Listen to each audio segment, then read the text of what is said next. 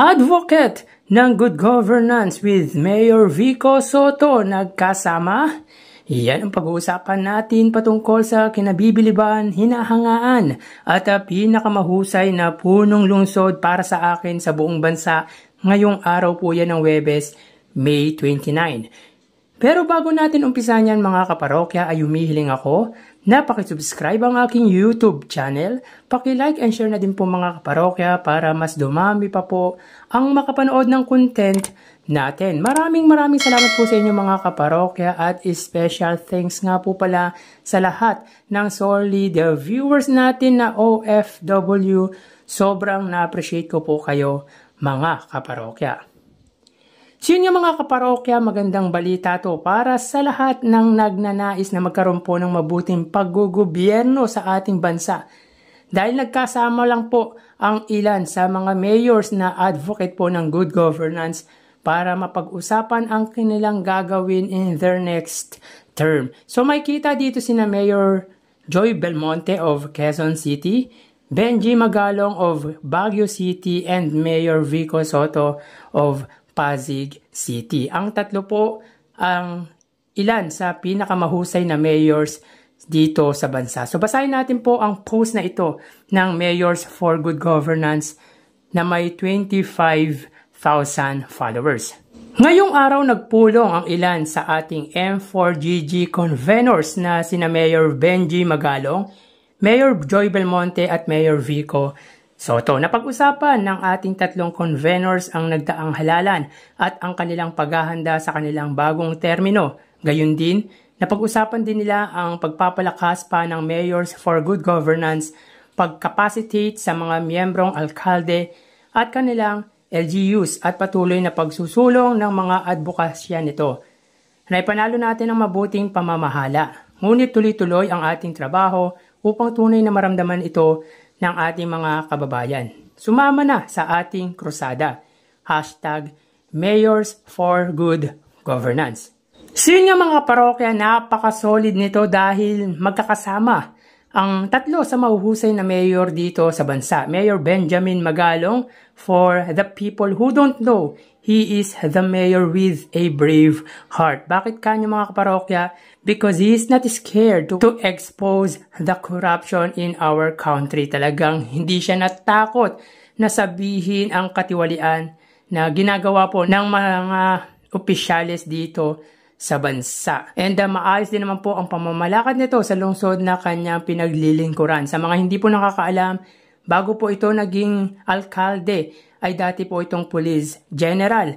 Kaya nasa dugo po nito ang lahing palaban.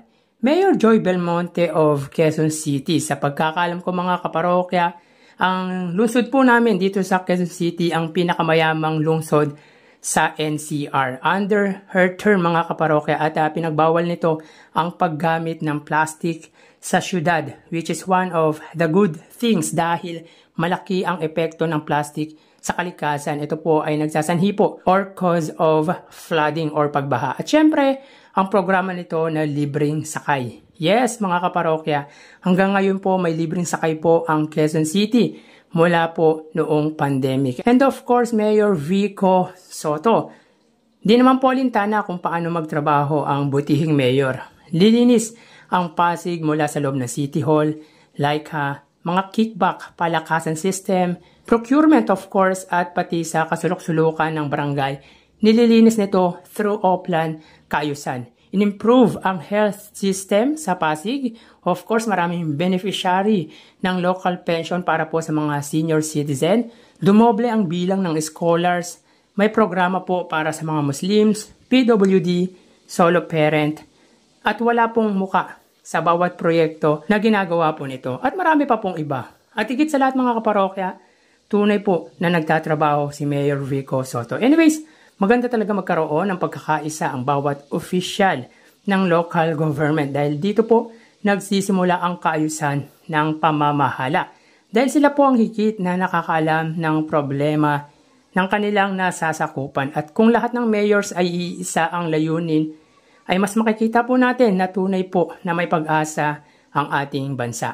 Nasimula na po ni Mayor Vico Soto, ni Mayor Benjamin Magalong, and of course ni Joy Belmonte. Nandyan din po si Mayor Isko Moreno na maganda po ang naging performance during his term as City Mayor of Manila in 2019. Nandyan din po si Mayor Leni Robredo. Maraming magagaling na alkalde na dapat magkaisa. At para sa akin, tulad po ng ginawa ni Mayor Vico Soto, wag silang mag-endorse ng mga politikong tumatakbo sa higher position dahil dyan po nagsisimula ang palakasan, utang na loob at kung ano-ano pa. Tulad ng ginawa ni Mayor Vico Soto, kahit malapit na kamag-anak si Tito Soto nung tumakbo po ng Vice President noong 2022 ay hindi po nito inendorso. Huwag mag-endorso pero nandun pa rin po ang respeto.